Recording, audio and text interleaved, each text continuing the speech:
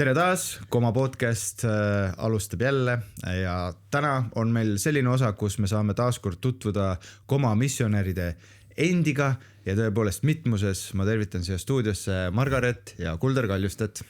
Tere. Tere. Tere, sõbrad. Tegelikult võin teid oma sõpradeks süüda juba umbes niimoodi 15 aastat. Ja me oleme tegelikult väga palju omavahel juttu ajanud siin ja seal, aga niimoodi mitte kunagi. Me proovime igal juhul rääkida siis täna tõesti lihtsalt teie lugu, sest see arv aastaid, see umbes 15 ja peale tegelikult olete te ka teeninud Koma missionäridena, et olete nagu kõige pikemalt teeniv siis perekond praegu siis Koma meeskonnas üldse. Ja see on nagu väga huvitav, et kuidas te sinna jõudsite, miks te ikka siin olete kõige paremas mõttes. Nii et hakkame selle looga kuidagi minema. Aga võib-olla alguses räägiks natukene teie lapsepõlvest üldse, taustast, et kuulajad vaatajad saaksid aru, et kust te tulete. Äkki alustame Margaret sinust, et millisesse perre sa sündisid ja milline su lapsepõlv siis välja nägi? Mina sündisin pastoriperre, kristikusse perre.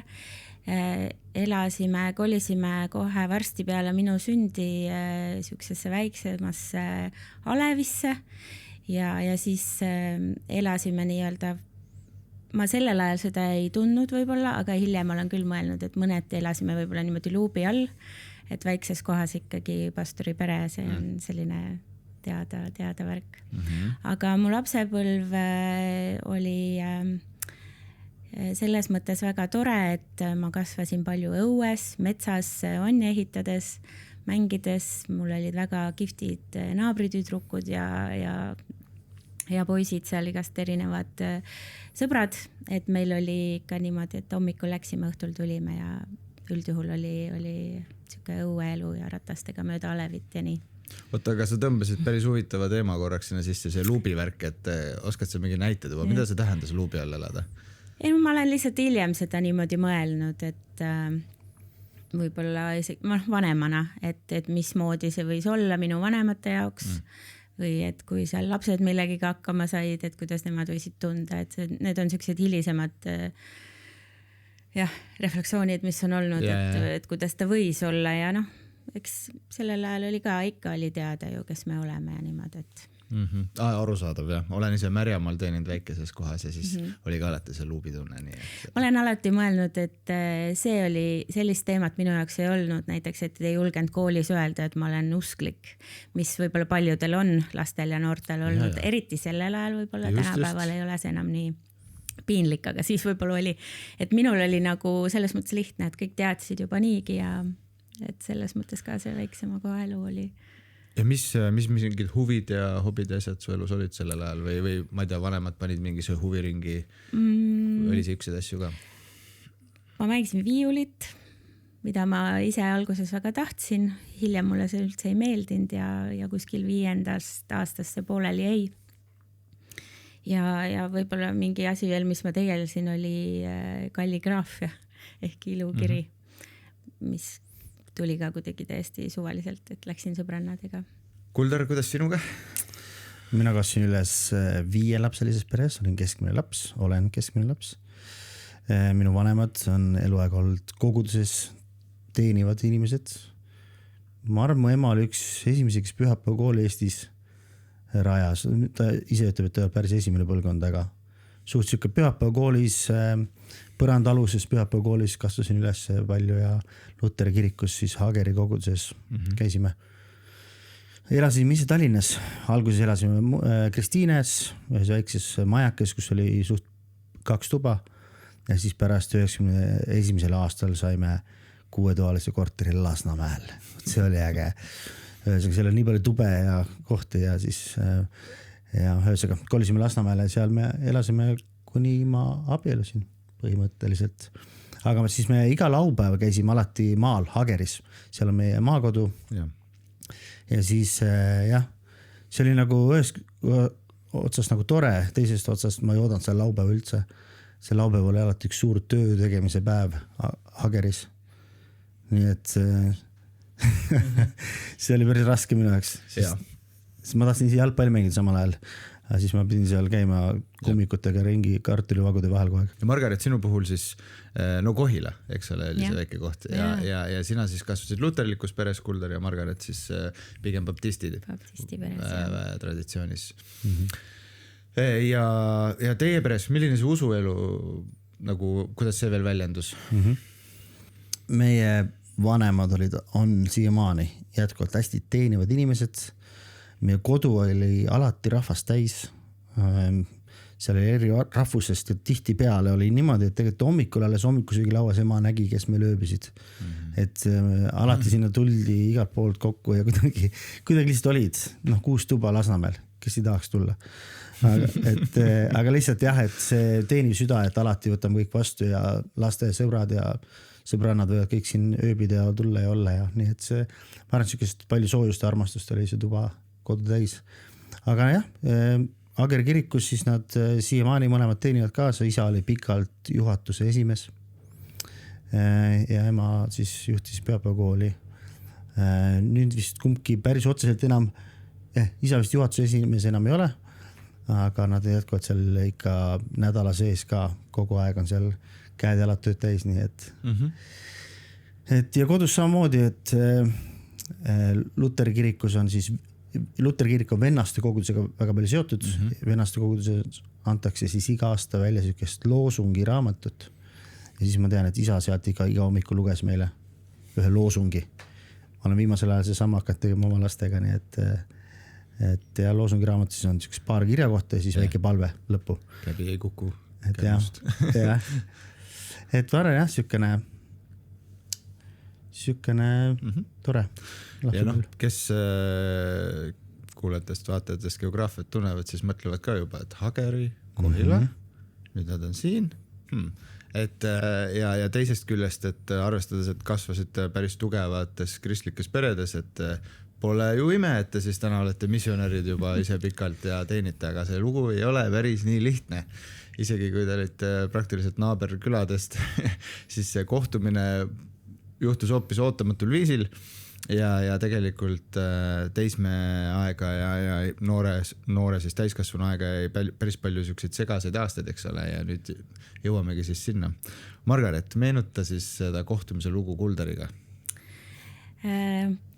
Esimene kohtumise lugu oli tegelikult juba varem kui see, mis nagu siis me loeme, et on päris meie kohtumise lugu.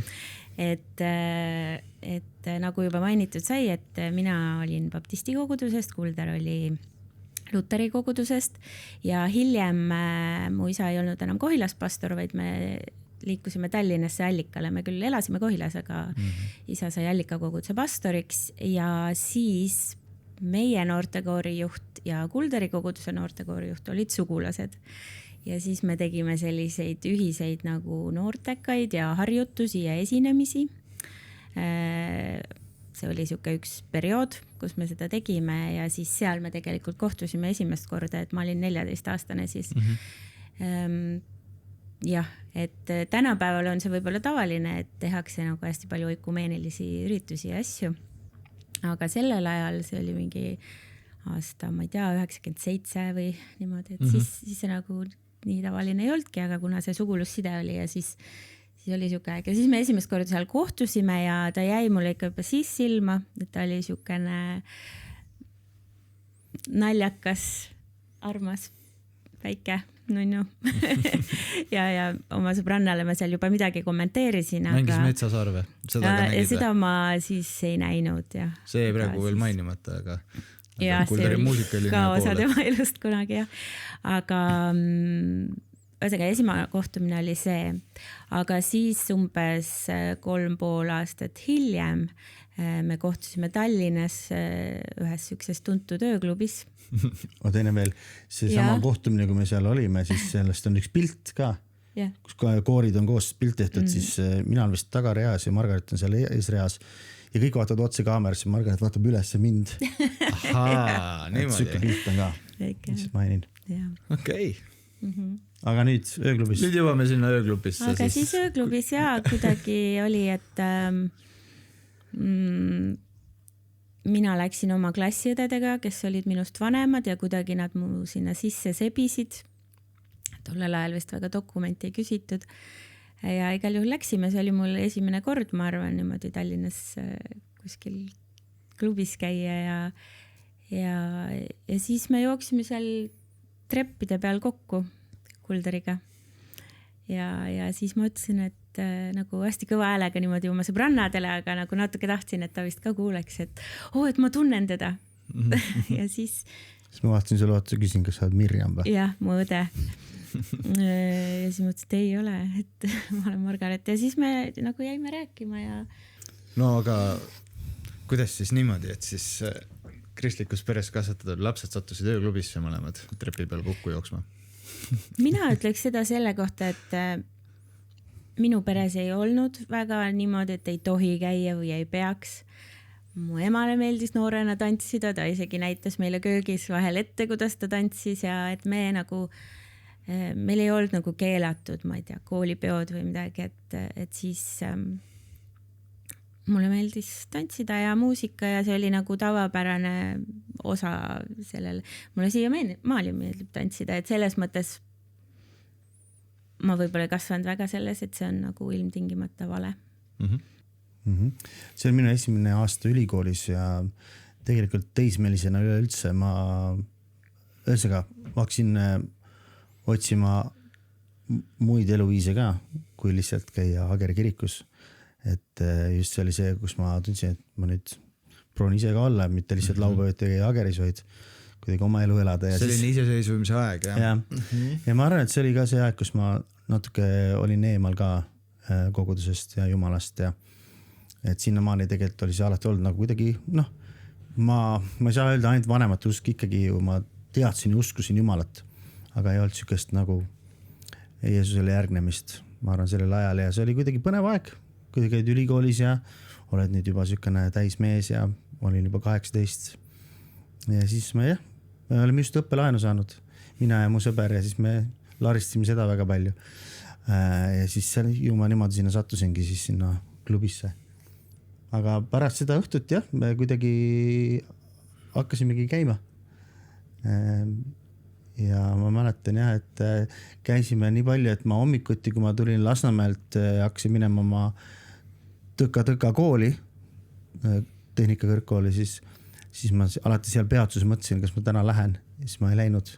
Ma läksin hoopis Margaretile külla ja siis järgmine päev ma tegin sama ja siis aasta lõpus visati välja mind sealt. Nii et ma ise süüdistan Margareti selles. Aga siis muidugi mõtlesin, et nii päris ei saa ja siis ma läksin teise kooli. Läksin tegelikult rakenduslikku kõrgkooli ja lõpetasin seal turismimajanduse erialal. Nii et, aga see oli see 99 aasta oli meil suhte algus. Ja üks asi, mis on jäänud praegu siin rääkimata, kes Kuldar sind ka teavad nagu lähemalt, teavad väga hästi, et sul oli väga suur jalgpalli nagu siis jalgpallil oli suur osa sinu elus, et siiamaani on tegelikult, aga siis oli ikkagi väga suured unistused, et võib-olla paari sõnaga too see ka välja, et mis lugu selle jalgpalliga oli ja tegelikult mina ka tean, et just see jalgpallifaktor ka pani võib-olla sind natukene nagu otsima seda oma teed, et et ma tegelikult tegin siis noorena, jalgpall on alati mu kirg olnud, seda ma olen alati ise tahtnud mängida, ma mäletan isegi trenni, ma läksin niimoodi, et üks poiss koolis ütles, et sa ei taha tulla, siis ma läksin tema koos.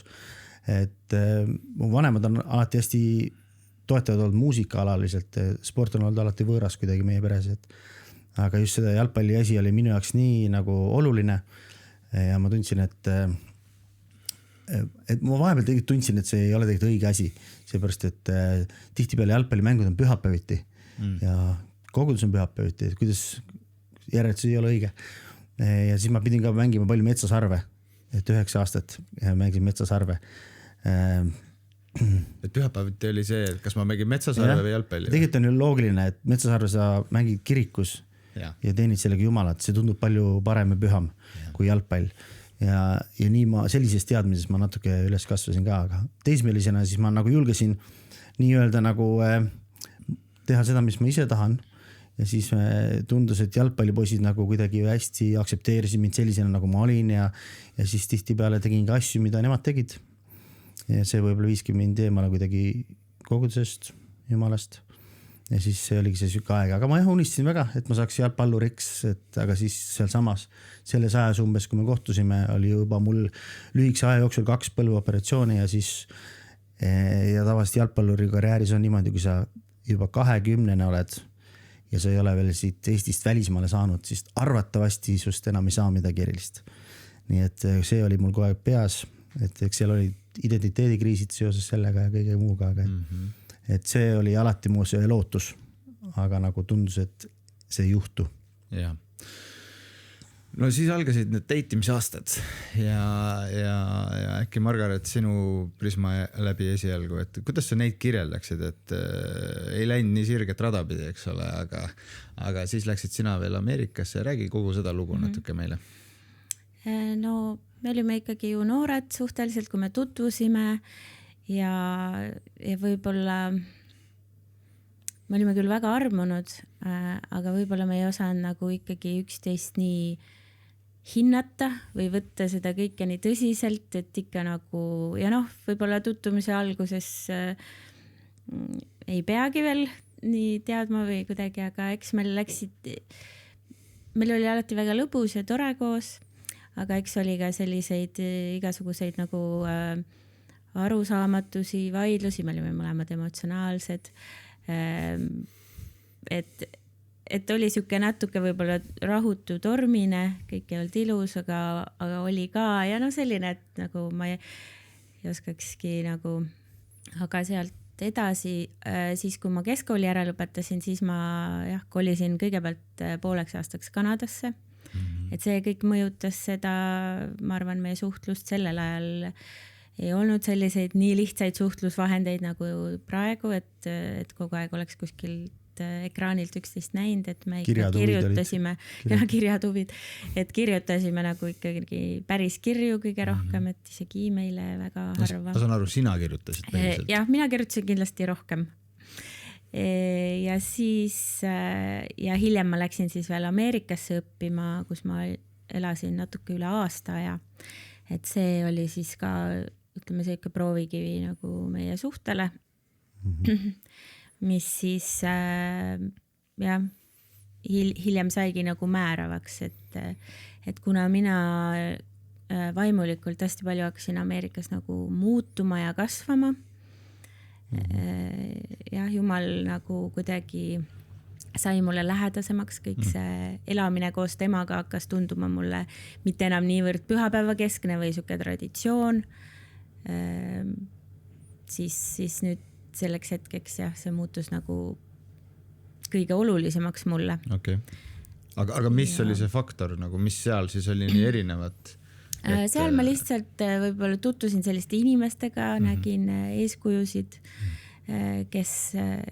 kelle jaoks oli nagu teistmoodi, kui minul siin oli olnud ja see mõjutas väga ja ma mäletan ühte vestlust ühe oma väga hea sõbrannaga Ameerikas siis, millest me rääkisime, Kuldorist nad teadsid ja me rääkisime sellest ka palju ja siis ühel hetkel see tüdruk ütles mulle, et millegi peale, et sa tahad ju, et sinu abikaasa, tulevane abikaasa oleks vaimulik juht peres. Ja ma ei olnud kunagi selliste sõnade peale isegi mõelnud või sellist mõtet isegi mõelnud ja sellest hetkest see ei jätnud mind enam nagu rahule, sest tollel hetkel Kuldor kindlasti ei olnud see vaimulik juht meie suhtes. Ja see jäi nagu mind kummitama ja noh, seal hiljem siis tuli veel nagu erinevusi välja, kui me kokku saime pärast seda aastat, et oli nagu raske ühisest kohast edasi minna. No Kuldor, päris vastik päev siis olla, kui Margaret astus lennuki peale, läks Kanadasse esialgu, et mis sinu jaoks sealt lahti nagu rullus? Ma arvan, et see oli raske esimesed päevad. Ma mäletan esimene päev, kui sa ära läksid, siis ma läksin Kaarel ja Melita Väljamäe juurde tagahoovis seal madratsi peal, pikutasin mingi pool päeva. Kuidagi nagu tahtsin vähemalt mingi lähedaste inimeste juures olla. Aga see oli tõesti huvitav aeg, et sinnamaani, ma küll hakkasin, kui me hakkasime käima või deitima või mis on hea sõna, siis ma hakkasin rohkem käima Allika koguduses, ehk siis seal oli ju Margaret isa pastor ja siis oli vaja talle ka näidata, et ma olen ikka tõsiselt võetav poiss. Aga kui Margaret läks Ameerikasse või Kanadasse, siis ta hakkas seal jah, õudselt muutuma. Ja ma mäletan, ma ei kirjutanud nii palju, aga ma helistasin. Need arved olid metsikud muidugi. Aga õigus sellel ajal helistada. Lauatelefon. Jaa, täpselt. Keri. Ja siis ta hakkas niimoodi muutuma, et ta hakkas mulle iga kord kirjade lõppu panema piiblisalme, mis oli teistmoodi, ta ennem seda teinud. See natuke selle hetkel mind häiris. Ja ma tundsin, et miks me sellest nagu neljapäeval räägime. Ma pühapäeval lähen nagu nii kirikusse. Et see kuidagi nagu jah, ja siis ma sain esialgu, ma sain natuke nagu kurjaks ameeriklaste peale, et nad muudavad minu tüdrukut seal. Et mis asi see oli, ma mäletan, mul on presidendi peale ka vihale vist seal. Kõik asjad ajasid vihale mind. Ja siis ma tegelesin sellega palju. Et jah, see oli nagu raske. Aga siis üks Margareti kutsujates sinna oli tegelikult üks pastor, Bill Ankerberg, kes on eestlastele palju tuttav ka. Tema ju käis ju alati siin Eestis ja oli hea sõber Margareti isaga. Ja siis tema vist tegigi selle ettepaneku, et äkki sa tahad sinna kooli minna. Margaret muidugi tahtis. Ja. Ja siis tema tütardega saidki väga lähedaseks. Aga siis see sama Bill tuli vahepeal Eestisse jällegi, kui Margaret alles Ameerikas. Ja siis ma mäletan, mind kutsuti ka sinna Margareti vanemate hoovi mingile üritusele, kus olid siis palju seal inimesi koos. Aga siis see Bill tuli ja istus minu juurde ja terve see õhtu istus minuga koos. Ja natuke oligi niisugune, võib-olla isegi natuke ebameeldiv, et ta kogu aeg seal istus, et ta küsis nii palju küsimusi ja tal oli kaamera umbes nagu praegu lihtsalt kogu aeg mul ees ja lihtsalt küsis küsimusi, nagu ma olin nagu kaamerasse pidin rääkima. Ja siis ta filmis mulle videot. Ta tahtis nagu Margaretil teha videot ja küsis, mis su plaanid on temaga ja mis me poiss oled ja ma mäletan, miks ma mäletan, et mu kampsu seljas oli, ma olin läbimärg lihtsalt seal suvine õhtu ja siis samal ajal ma mõtlesin, mis see tema asi on, miks ta tahab seda teada. Aga siis see õhtu lõppes jah niimoodi, et ta tegelikult tegi mulle ettepaneku, et kuule, sa võiksid tulla külla talle, teeme talle üllatuse. Ja see oli minu jaoks nagu suur tähendusrikas olukord, sest kes teeks sellise kingituse mulle, kui ta veel teaks, mis elu ma elan. Ja siis läks aeg edasi ja ma läksingi külla. Ja siis nägin Margareti seal ja see oli tõesti 2 nädalat, kui ma seal olin. See oli Margareti 2 viimast nädalat koolis. Me lihtsalt veetsime seal palju aega, inimesed olid väga tõesti toredad meiega ja nad olid väga-väga lahked minuga. Ja üks mõte mul alati oli, et kui nad vaid teaksid, kes ma tegelikult olen. Aga kes sa tegelikult siis olid? No ma tundsin, et ma olen ikka natuke niisugune must lammas, et teismelisena julgesin ju käia ööklubis ja olla nüüd see jalkapoiss, kes pühapäeviti mängib jalgpalli ja natuke niisugused uskumused olid enda kohta ka, et võib-olla ei olegi nagu siuke eeskujulik kristlane. Ja siis jah, see nagu jäi siuke mulje. Aga siis seal olles kuidagi ma tundsin jah, et need inimesi nagu see ei huvita, vaid nad lihtsalt armastavad mind nagu piiramatult. Ja mäletan, et hakkasime tagasi sõitma Eestisse siis lennujaama minnes. Sama Bill Ankerberg ütles, et tead, ma panen su autosse ka kütust, meil oli rendiauto ja siis samal ajal, kui ta see kütus pani autosse, siis ta hakkas nagu pesema minu esiklaasi. Ja ma tundsin, sellel hetkel sai nagu kõik minu jaoks kokku, et inimene, kes on maksnud mu reisi eest, teinud nii palju kingitusi, armastab mind isegi üle kõige. Nüüd ta veel nagu, ta on maksnud kõige eest ja nüüd ta peseb mu jalgu, et kes teeks niimoodi. Ja siis me tulime mõlemad tagasi Eestisse. Ja siis me läksime lahku. Ma ütlesin Margaretile, et suurepärane ilus asi, mis me nägime seal, aga see ei ole nagu realistlik, et see ei ole Eesti. Et see on pigem kui Ameerika värk. Ja siis me läksime lahku. Siis ma tundsin, et sa oled liiga muutunud ja mina ei ole see. Margaret, mis sellel hetkel siis läbi käis? See hetk oligi, see oli nagu väga kurb ja raske hetk, aga me nagu mõlemad teadsime, et niimoodi edasi ei saa. Et mina teadsin nagu, et kindlasti niimoodi edasi ei saa minna. Ja varem või hiljem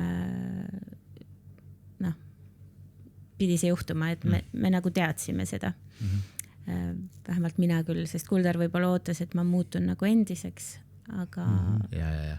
mul oli midagi nagu sügavamat läbi käinud, mis ma teadsin, et kui ma sellisena ei sobi, et siis ma ei saa kindlasti edasi minna. Aga et mul oli väga kurb, aga niisugune Jumala usaldamine oli ka nagu väga tugev. Ma elasin siis nii-öelda enda teadmise järgi edasi, kuidas mina arvasin, et peaks elama. Ja siis, eks seal oli erinevaid suhteid sellel ajal, elan nagu kuidagi head elu, aga ma mäletan, et mõne kuu pärast ma sain Margaritiga kokku, kuskil me nägime ja siis ta tuli minu juurde ja siis ta hakkas kohe nutma. Sellepärast, et tal oli nii kahju minust. Ja siis mõtlesin, mis asja nagu.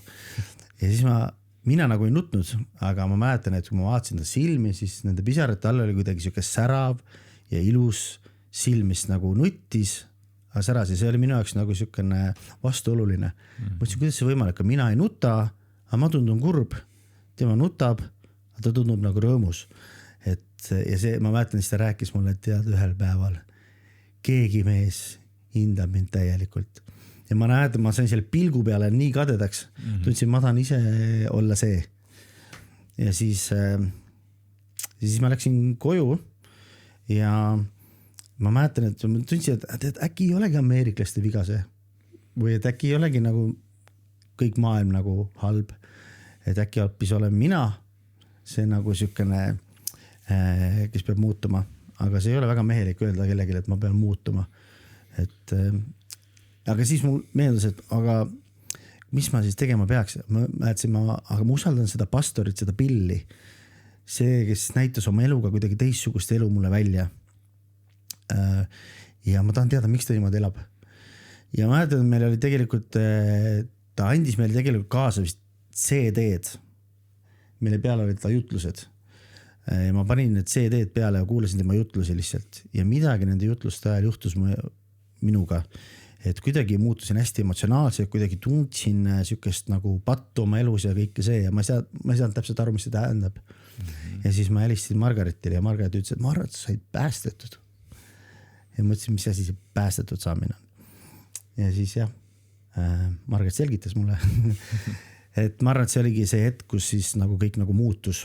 Jumalale ja Margaretile oli kõik kontrolli all tundub. Ei tea, jah. Okei.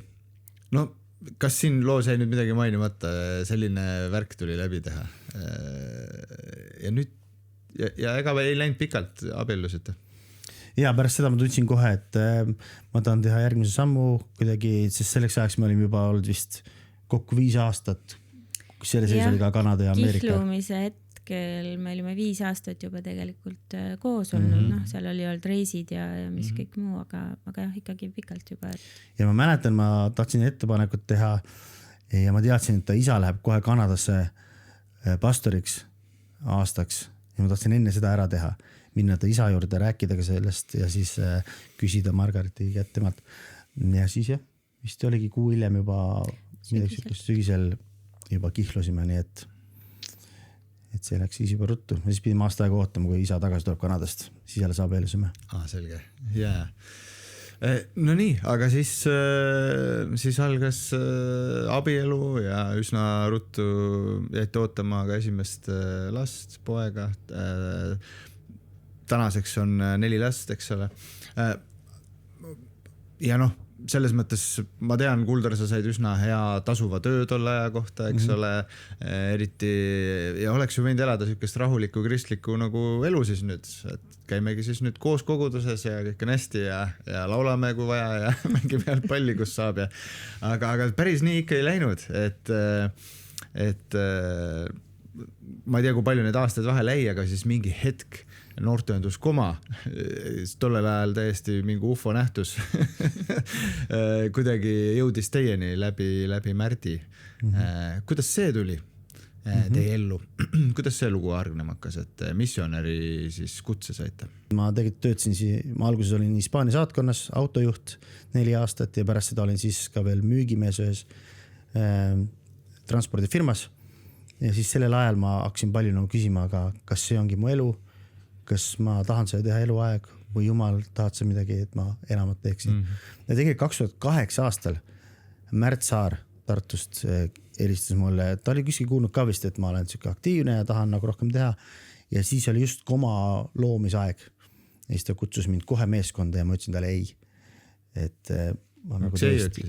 No sest ma tundsin, et ma olin just läinud teisele tööle ja ma ei olnud nagu valmis ja ma ei saanud täpselt aru, mis ma tegema pean. Ja ma mäletan, ta käis ka meil kodus meie juures rääkimas. Ja see oli ka hästi tore kohtumine. Võib-olla esimest korda nägime, kuidas üks noor mees tuleb ja kuidagi oskab julgustada ja välja tuua asju ja sulle jäi see väga meelde minust see kohtumine. Ja ta on ju meist paar aastat noorem oli ja siis me olime ise 20-ndates sellel ajal ja kuidagi ta jättis nagu mulle kohe siukse kustumatu mulje, et ta oli meie juures olnud, seal Kulderiga lugesid piiblit ja rääkisid tulevikust, et kuidas ja mis võiks ja siis, kui ta ära läks, siis ta ütles mulle niimoodi, et mul oli siin väga hea olla, et mulle tundub ja järelikult sul on külalislahkuse and. Ja ma arvan, et Eestis on väga palju neid, kes ütleksid niimoodi, et Märt nägi minus midagi, mis hiljem nagu osutuski tõeks või mida hiljem siis Jumal saigi kasutada ja samamoodi ka minu puhul mulle see siiamaani väga meeldib, aga et tema nägi selle juba ära siis, eks ju, mingi nüüdseks 17 aastat tagasi, et juba siis, kui ta oli väga noor, ta oli väga selline väljapaistev ja jättis. Aga te ei läinud kohe selle visiooniga kaasa? Päris kohe ei läinud, aga ei läinud ka väga kaua aega, kuni Kulder tuli koju ja ütles mulle, et ta tuleb töölt ära. Ja, et see oli ma tegelikult samal ajal see oli põnev kutse ja ma tegelikult aasta aega natuke tundsin halvasti, et ma ei ütlesin. Ma mäletan, ma olin töö juures, ma vaatasin tihtipeale Märdi videoid, kus ta tegi mingi promovideoid Põleva Pirni jaoks või millegi jaoks ja siis see kuidagi nagu ikkagi pani palju mõtlema ja siis lõpuks aga samal ajal ka tekkis see võimalus kuidagi näha, et on võimalik teha vaimulikku tööd läbi spordi, läbi jalgpalli, et ma käisin mõnes laagris, käisin korraks tutvumas ja see kuidagi tundus, et appi, see võin olla nagu, see võibki olla minu kutse ja siis, kui ma sellest Märdile ja Peep Saarele rääkisin, siis neil tekkis uus mõte, et äkki sa hoopis tuled ja alustad sporditööga, mida siis tol ajal väga ei olnud Eestis ja väga ka Ida-Euroopas. Ja siis aga enne seda Märt ütles, et tule proovi mõnes laagris kaasa lüüa vabatahtlikuna. Siis ma käisingi English Campis. Aitasin teha ühe suve jooksul oma puhkuse ajal siis 2 English Campi ja ma mäletan, see oli puhkuse viimane päev, viimane English Camp, viimased hetked, panin oma kotti autosse ja siis küsin Jumala käest, et okei, see oli päris äge laager, et sa väga palju kasutasid mind, et palun vabandust, ma ütlesin ei sulle eelmine aasta, aga kui sa jätkuvalt mind kutsud, siis ma vajan, et sa annaksid mulle ka ühe märgi. Ja siis 10 minutit hiljem ma istusin seal pargipingi peal, küsisin laagriliste käest, kuidas teil läheb ja seal 2 tüdrukut andsid oma elu Jumalale pärast seda vestlust. Ja siis ma tundsingi, et okei, see ongi see märk. Ja siis ma sõitsin koju tagasi ja siis teel olles ma helistasin Margaret üldse, et mis ma ütlesin?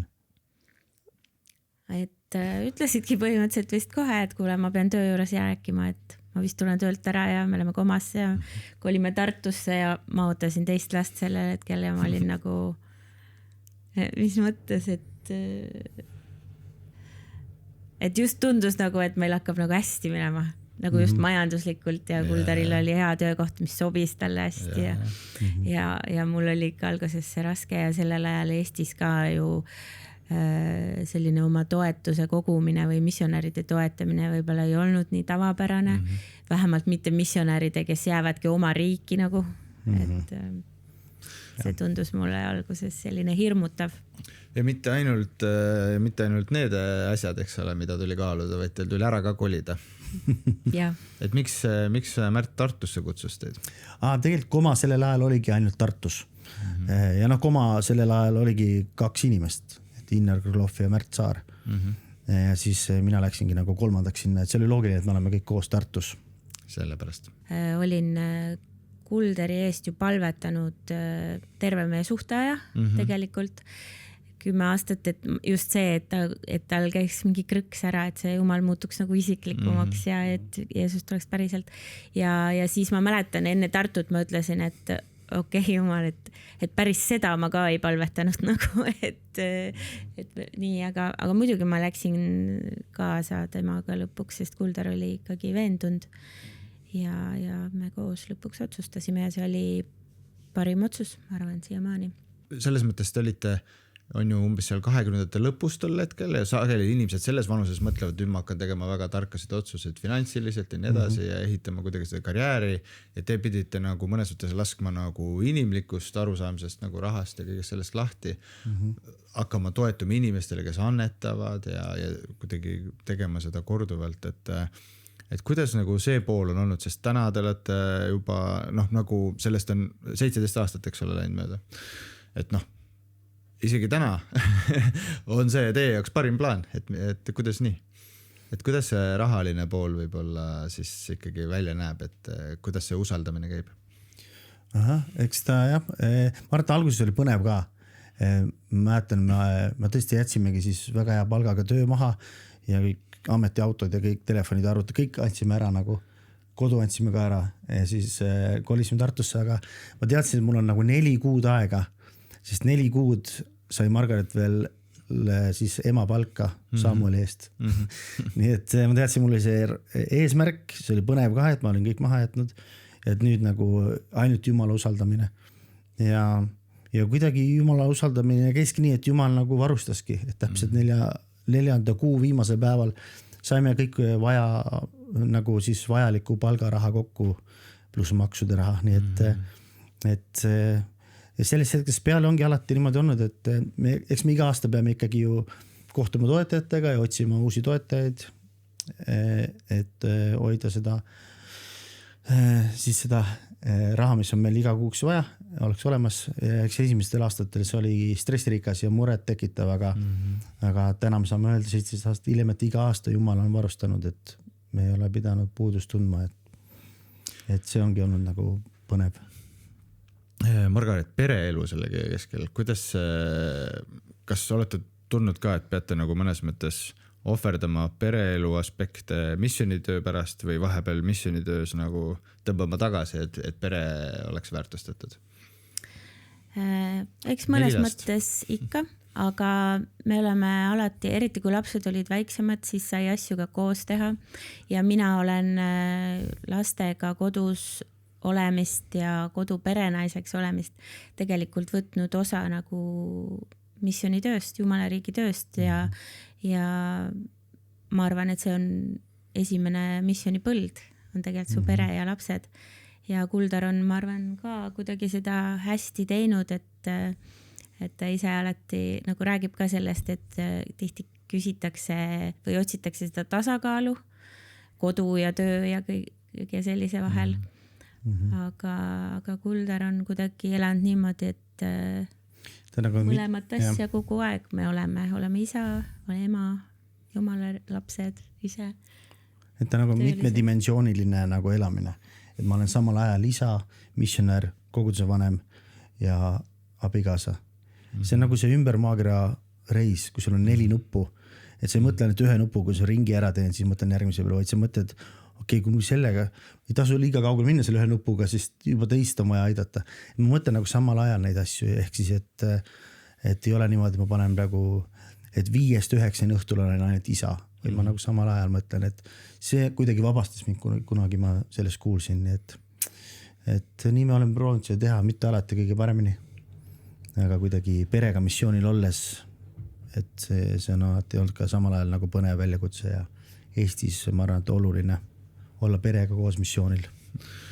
No võib-olla on selle Koma podcasti kuulete, vaatate seas neid noori inimesi, kes ka mõtlevad, et kellegi silmis on selline sära, nagu sina nägid Margareti silmis mingi hetk või ma ei tea, see onu Bill näitas eeskuju, et keegi, kes näitab evangeeliumi, peseb aknaid. Ja tegelikult on nagu mingi igatsus missiooni töö järgi, aga seal on nii palju faktorid, mida sa pead kaaluma, et kas ma siis teenin piisavalt ja nii, ja kas ma äkki piisab lihtsalt, et ma aitan koguduses natuke kaasa, aga et kui on keegi, kellel on tegelikult sügavam igatsus, mis te selliste noorte inimeste julgustamiseks nagu ütleksite? No see on ju väga kutsumuspõhine, et hästi lihtne selline suur vastus on see, et kui tõesti Jumal kutsub, siis Jumal hoolitseb. Et ma ei oska väga konkreetsemalt öelda. Ja ma arvan, et sa tabasid õiget asja, et kui see juba sees nagu sa vaikselt tunned põnevust sellest teemast, siis mõtle edasi ja pallata edasi, sest kui lõpuks Jumal kutsub, siis sa ei pea nagu kartma millegi pärast. Et sa ei pea muretsema, sest kui Jumal kutse selles töös on, siis tegelikult selles töös on kõige olulisem, et oleks Jumal kutse. Sest missionäri töös tuleb mingi päev ette aega, kus sa ei tea, kas sul on piisavalt palgaraha.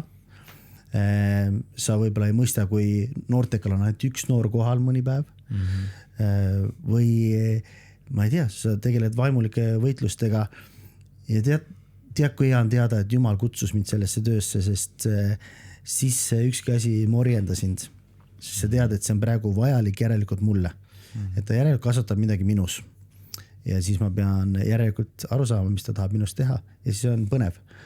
Et kui su kutset ei oleks ja seda teeksid, siis sa tunneksid ennast üksildasena ja oleksid arvatavasti vihane veel Jumala peale.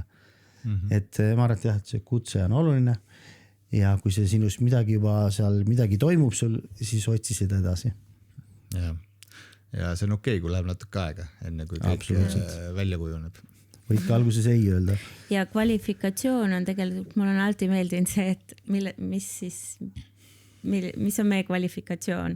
Jeesus küsib Matteuse evangeeliumi lõpus vist Peetruselt, et kas sa armastad mind, 3 korda, siis toida mu lambaid, et see on mind nagu väga palju ka aidanud, et kui ma Jeesust armastan, siis ma juba olengi kutsutud. Aga sealt edasi jah, siis peab juba vaatama, et kas täisajaga ja kuidas, aga tegelikult me oleme kõik kutsutud. Kõik kutsutud. No väga ilus. Igal juhul ma julgustan podcasti vaatajaid, kuulajaid, kui te vähegi näete Kuldarit ja Margareti, küsima veel neid küsimusi, näiteks me ei jõudnud sinna täna minna, aga võib-olla, et mida te üldse tulevikust unistate ja nii, aga tundub, et panete praegu täiega edasi ja kõik see, et kindlasti on seal neid värve ja küsimusi veel nagu kogu selles teie loos. Aga äkki räägime mõni teine kord veel edasi. Täna peame selle asja kokku tõmbama. Aitäh, et te jagasite neid lugusid. Tõesti suur aitäh ja teate, ütlen vaatajatele ka, et see Kuldari nagu ütleme siis selline eist jahiks muutumine on ka saatejuhi elus on väga oluline, sest et paar aastat peale seda, kui oli esimene jalgpallilaager ja see jalgpallimisjon saigi pikal ajal, oli nagu suur osa ja siiamaani on olnud sinu teenimisest, siis seal Jumal kõnetas mind täisajaga töösse kutsumise osas, nii et siin on siuke kihvt link ka. Aitäh! Aitäh kutsumast! Ja siis kuuleme järgmistes Koma podcastides.